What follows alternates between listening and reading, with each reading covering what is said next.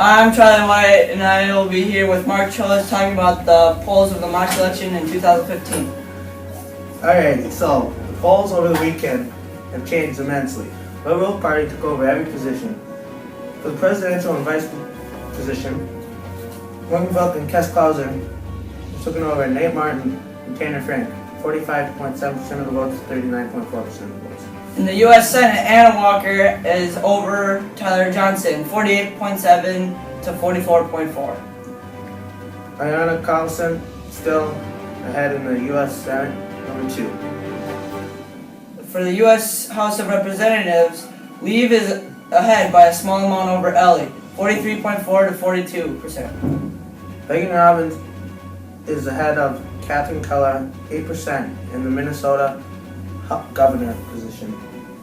In the Minnesota Senate position, Nate Bear is leading heavily over Devin Bramer, 55% to 32.7%.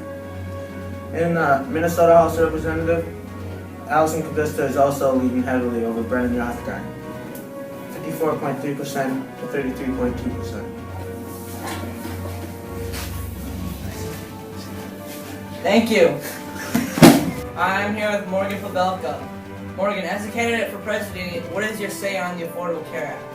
I think that healthcare is a right that every American deserves, and we need to work to make it more or less expensive by promoting competition, so that there's more businesses working for the chance to have a big contract with the U.S., so that more people can have healthcare for lower costs.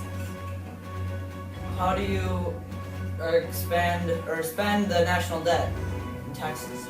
What do you do What is with my it? say on that? Yeah. What we need is a compromise. Both liberal and conservative views are correct and incorrect. We need to think about what's best for the nation, not necessarily what's best for party. The foreign policy on ISIS threat. There's been recent attacks in Paris. How are you going to deal with it? And I propose that we do not, as Mr. Martin, cut the military. We need to have a strong military so it can protect our people. And ISIS is a threat that America needs to work with, but we can't do it ourselves. We need help from other countries too. So do you want to up national security and surveillance or keep it the same? Or Yes, I think that increased security is better for everyone as a whole, and the people that really have anything to fear from that are those that are doing something wrong. Do you think the security could go too far? The thing is, with security, they do have some sort of cause of suspicion. It's not just random people that they're spying, as people say, but that they're looking at. It is with some suspicion in mind. So what is your say on oil drilling and the Keystone Pipeline?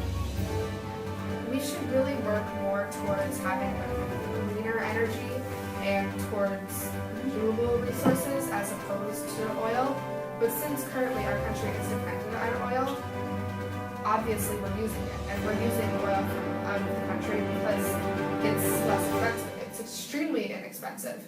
So what we need to do is to kind of use that now, and then there is oil that America has and we can use that, but really we should focus not on using our oil, but instead of using green resources. But if there comes a time where we need the Keystone Pipeline to continue our economy, then yes, I think it's something that we need to do. So how are you going to deal with illegal immigration?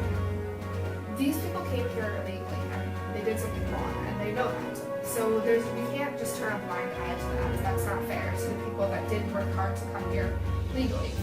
What we need is to educate them on how they can come back legally, how they can be productive U.S. citizens. And obviously we're not going to be able to get all of them out.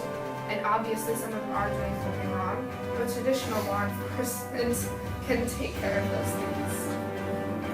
So I've heard rumors that Neymar cheated. Do you believe about these? The facts are pointing towards yes, that he did do something to get himself a lead. But I would like to say in the polls currently, he's not winning. So maybe he did cheat, maybe he didn't. I don't think that's near as important as focusing on the issues. Thank you, Morgan. Yes.